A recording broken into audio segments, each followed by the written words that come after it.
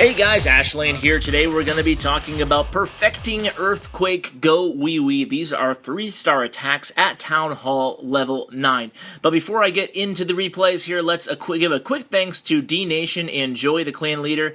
She was very gracious enough to allow me to record these attacks because a lot of their players, a lot of their Town Hall 9s are big fans of using these 4 Earthquake spells in this composition form.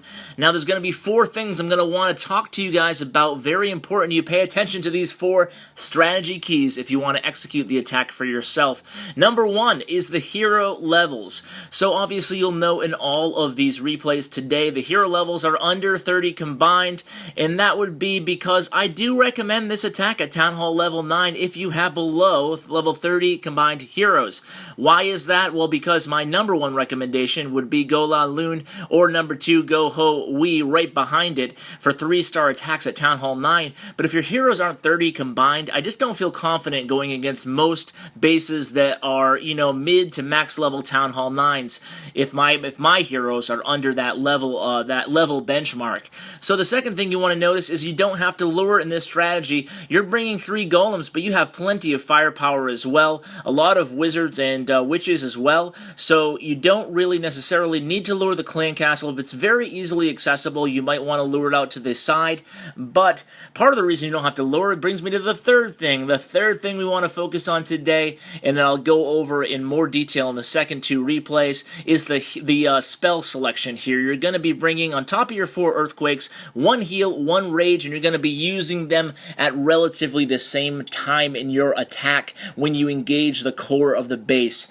And then the last thing you guys want to notice on these replays is they're all using at least 6 or to 8, anywhere from 6 to 8, either balloons or hogs, and those are going to help in the back half of your attack because obviously with these spells, the earthquake spells rather versus jump spell, the jump spell is nice because it allows you to use it in 2 different locations on the base, really opening up the entire base, whereas earthquake, although it doesn't create the lag, which is really nice with all these DPS units, and it also opens up a larger amount of walls, which actually helps funnel your attack better. But the downside is obviously you're going to want to bring those hogs or balloons for the second half of your attack to get over those walls, get the defensive units so a couple point damage, or mortars in this case, don't take out the DPS units. So anyway, you can see here the DPS have taken down the dragon. The attack at this point looks like it might be fizzling out a little bit, but he did bring those balloons, and he's going to be very careful to take out as much splash damage as he can,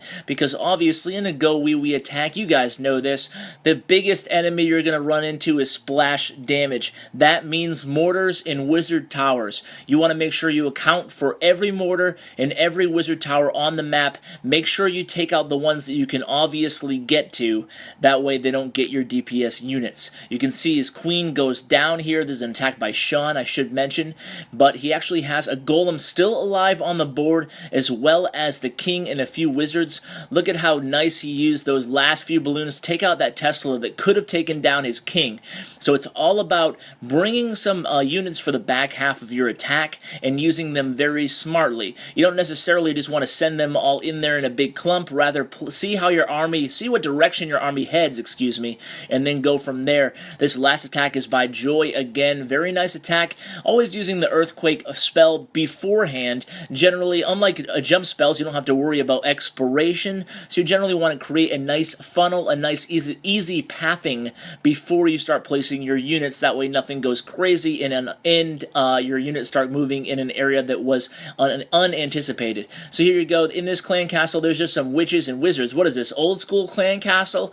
You guys know to put high hit point units in your clan castle. If you want to have a witch at Town Hall 10, that's okay, but make sure there's a dragon in there with it. You can see all these spells in all 3 of these replays, guys. You definitely want to note that they're right side by side, or either that or right on top of each other, and they're dropped pretty early in on the attack, and there's a reason for that. The reason being, you want to keep your units alive when they're encountering the most high offensive power area in the map. So now he comes in with some hogs, or she comes in with some hogs from the west, takes out an expo there, also going to get a mortar off the board. That's going to help out an absolute ton in these attacks, as I just stressed earlier, mortars and wizard towers can really make these attacks go flat in an instant. So you can see here there's only a few wizards and witches left on the board, but there's a golem still totally alive, and that's a great benefit of bringing the 3 golems in the attack. Excuse me, there are 2 golems still alive, so that's going to create a plenty of meat shield here, and Joy's going to rely on that queen to do a lot of the work, and then the rest of the DPS units are going to meet halfway. Another great 3-star attack. So guys, good luck in your own Earthquake GoWiWi. Try these army compositions and spell compositions and see if you can score 3 stars for your clan. Guys, as always, I appreciate you sharing with your clanmates, and take care, guys.